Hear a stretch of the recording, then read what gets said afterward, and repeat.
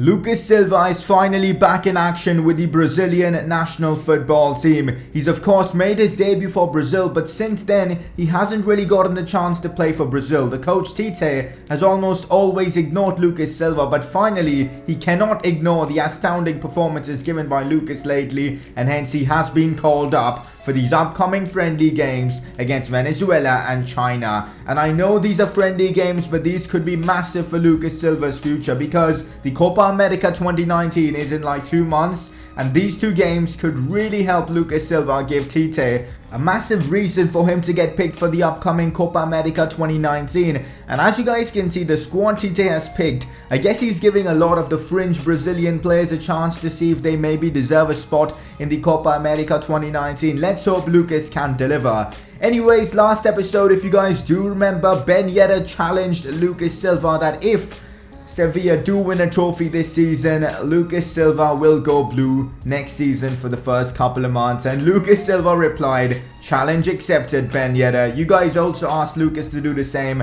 and there you go, he has accepted the challenge. But hey guys, how is it going? It is S2G and welcome back to another episode of the My Player Career Mode series with, of course, Lucas Silva, who is now an 84 rated player, which I think is brilliant.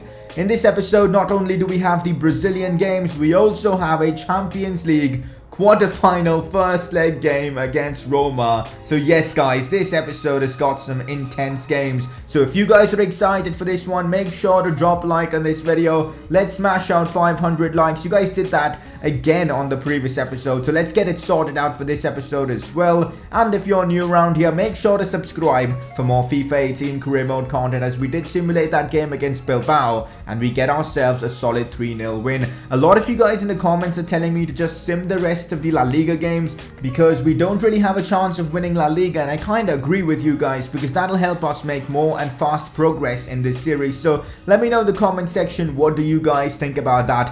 As it's time for Brazil to face Venezuela away from home. Lucas does start this one as the left back, and some really top players are involved in this. Casemiro is in there, Roberto Firmino as well.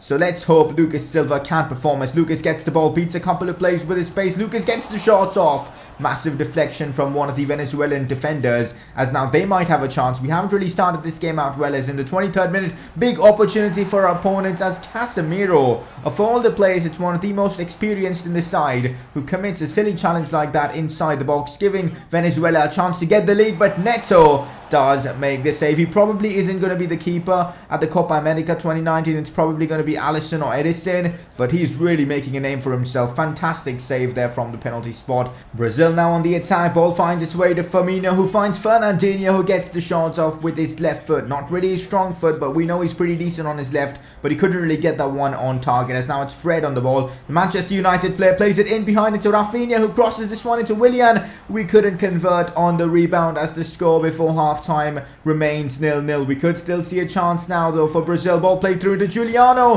who should really be scoring that, but the opposing keeper comes up with a sensational save. It should really be 1-0, as Lucas now plays it out wide to Felipe Anderson. The substitute plays it back into Lucas, and here we go on the attack. Lucas does so well to wait and wait and wait and find the perfect moment to pass, and he executes it perfectly as well, as the ball finds its way to Firmino from Lucas's cutback, and he just had to put that one into the back of the net with that side foot.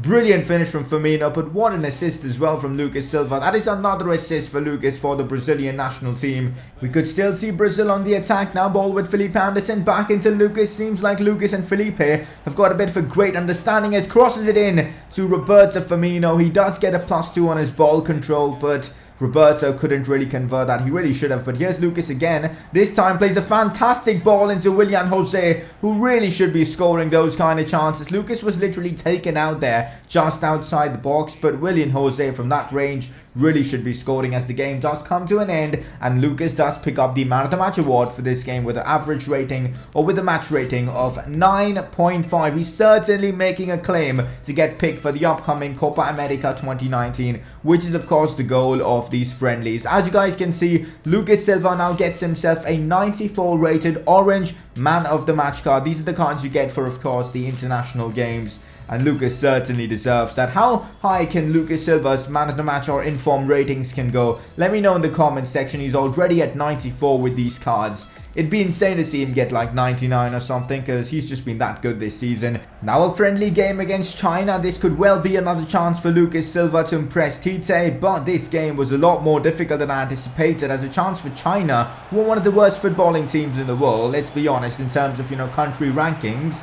Tell you what, they were really good. They were a lot better than Venezuela, as now Lucas on the attack plays it out wide to, I think, Rafinha, who crosses this one in. Fantastic attack for us. Can we convert though? Felipe Anderson gets the shot off. A nasty deflection from one of the Chinese defenders as the ball finds its way to the back of the net. But this was literally our first attack in the first 20 minutes. Apart from that, it was China who were really dominating. So a goal against the runner play, but I don't really care as we take the lead against China. Lucas, though, not really having the best of games in these early 30 minutes, as we could still see a chance for China. Neto does come up with a solid save to keep the Chinese from scoring, as now they might have a corner and maybe have a chance to convert here, as Lucas puts in a good block. I didn't really know what I was doing there, just position Lucas, I guess, in a proper manner, and he gets the block done himself. Rafinha now plays it out wide to Lucas. First time cross inside, brilliantly done by Lucas. Willian Jose with the header. Unfortunately, the header just wasn't good enough, not enough power on that, and the Chinese defenders did really well, as China in the 88th minute have secured a draw against Brazil. This result is most definitely going to be shocking the world, as China aren't really one of the best nations in the world for football, and they've just done something impossible, getting a draw against Brazil. Yes, there's a couple of minutes left in this one, but I can't see us getting back into this game. I mean, I know it's only a draw, but it kind of feels like a loss this game, and I really hope this won't affect Lucas Silva's chances for getting picked for the, Copa America 2019, because that is one of Lucas Silva's dreams. You guys know how much it affected Lucas when he was snubbed from the Brazilian national team like a few months ago in this series. Hopefully that won't happen again. I really hope Lucas can secure a spot in the Copa America 2019. He's given a lot of good performances for Brazil, so let's hope the job can be done. But this result is certainly going to be causing problems for Tite. As you guys can see, a Brazilian fan account losing to China is embarrassing. With the Copa America looming, this kind of a performance is a huge concern. I personally agree and disagree with that statement. Yes, these players weren't really good enough against China is a bit of a concern, but at the same time, a lot of the first team players weren't involved. Anyways, that is all the international football done until the Copa America. Now, only thing Lucas can do is hope he gets picked. I feel like he deserves, because he's put in some good performances. You would have seen Hugo Mayo has picked up an 8-week injury, which is not good. Thankfully, we do have Corchia, which is nice. But as you guys can see, I'm simulating all the league games until Roma, because, well, cup games is where it's at right now. So we did get ourselves a draw against Atleti. Then we got ourselves a loss to Osasuna, thankfully a draw against Girona, and then a win against Malaga. Not bad, to be honest. That is how the league table looks after all that. With 55 points, we are fourth. No chance for us to win the league, so I guess it kind of makes sense to just focus on the cup competitions. As you would have seen, even Corchia got himself injured before this Champions League game against Roma, which means we are without a right back in one of our most important games of the season.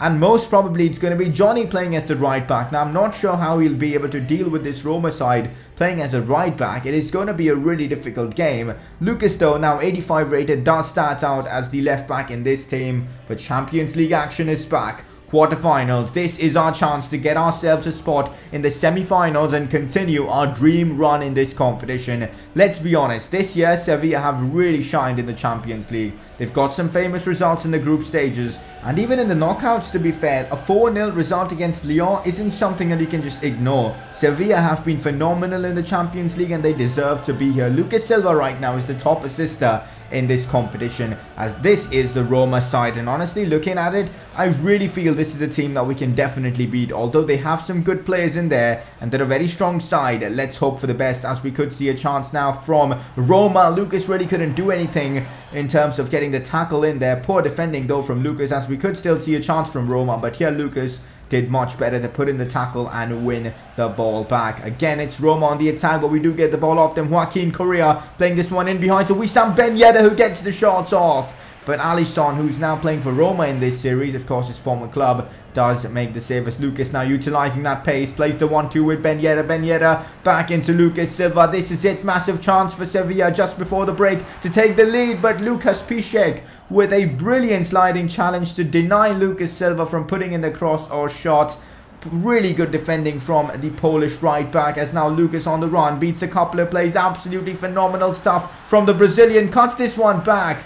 But De Rossi, the legend, the Italian legend, does clear the ball away. Lucas again trying something with the cross, doesn't really work out as Nainggolan just smashes the ball away. But then this happens. What on earth was our defense doing, holding such a high line as Abubakar is now through on goal. The perfect counter-attack from Roma, and absolutely unbelievable scenes. Roma have gone from having no chances in the second half to scoring from one of the most BS counter-attacking goals you will see in this series. Where on earth were my centre-backs? Honestly, what were they doing? And because of that, we conceded. Yes, Lucas Silva was far ahead and not in his proper position, but he was trying to create something. The centre-backs were just watching there as Lucas now plays a brilliant ball to Clement Lenglet. Lenglet behind to Ben Yedder, and that was our chance to equalise, to take something into that second leg, but unfortunately wasn't to be. A 1-0 defeat in the Champions League's quarterfinals, this first leg. There is still a second leg, so we've got to keep our hopes up. Match rating of 7 for Lucas Silva. Keep in mind, this Sevilla side have fought through a lot more difficult times. They've made some insane comebacks, and I'm sure this team will be up for the challenge. As Lucas Silva after the game does tweet, this team never gives up, vamos Sevilla. He's ready for that second leg, which will be in the next episode. Let's hope for the best, and hopefully Sevilla can get past Roma.